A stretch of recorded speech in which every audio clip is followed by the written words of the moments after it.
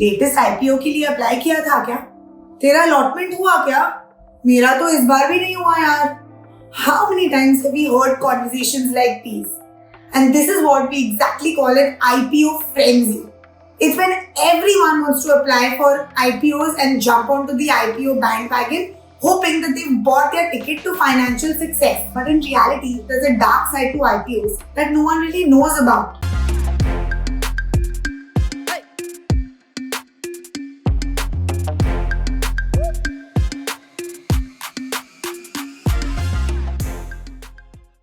Hi, I'm Niyati from FinCocktail, and today we're going to be revealing the truth about IPOs that are all the rage right now. So let's start off by understanding कि IPO होता क्या है.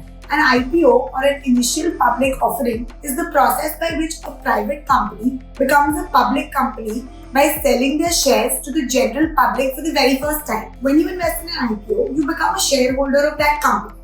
And with the funds that the company has raised through the IPO, they can use it for capital expansion, business requirements, or even debt repayment. And guess what? In the year 2023, India ranked number 1 in the world in terms of the number of IPOs. Now, the idea of holding a stake in a promising company sounds really exciting. I know that. But it's far from that. Over 77% of the IPOs have underperformed the NSE 500 index over a 10-year period.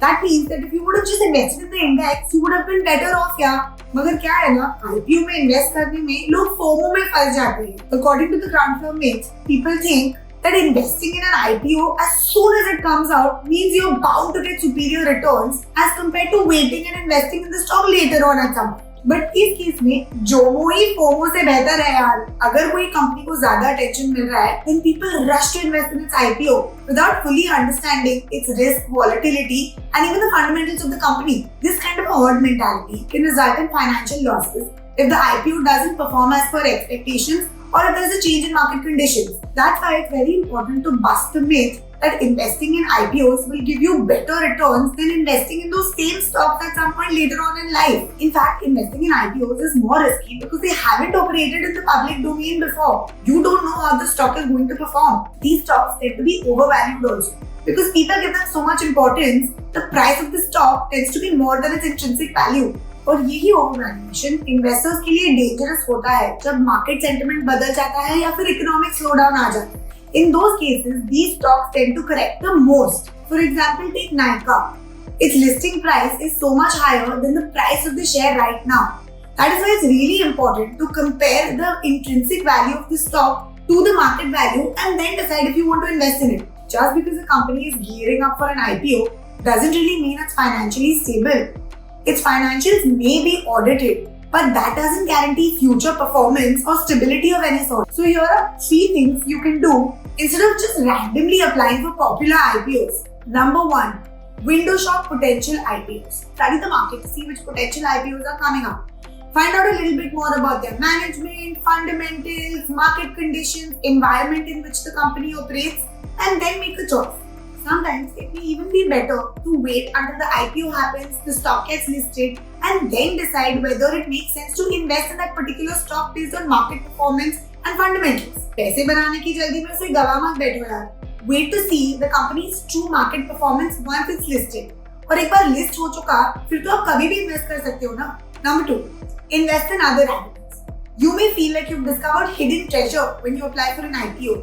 But honestly, there are a lot of other safer options available to build wealth over the long term. IPOs is other safe, less volatile, and less speculative investment options be available here that can give you decent returns. For example, if you are investing in an IPO, you can also consider investing in a small or mid-cap mutual fund.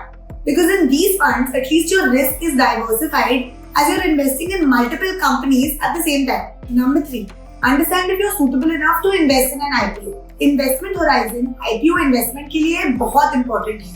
You need to know whether you're investing for the short term or the long term. If you want to make a quick profit on the listing day gain, then you're investing for the short term and your investment decision should be based on the current market sentiment. But if you want to have a longer time horizon and want to hold on to your shares for a longer period of time, it's really important to understand the company's fundamentals. You should only consider investing in the long run if the company that you're investing in has actual growth potential as opposed to it just garnering positive attention currently. In addition to all of this, it's very important to understand if the IPO is meeting your financial goals and risk appetite also.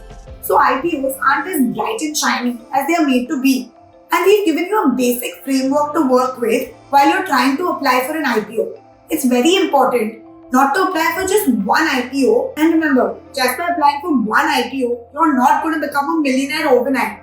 So tell us in the comments if you like this video and don't forget to subscribe to our channel.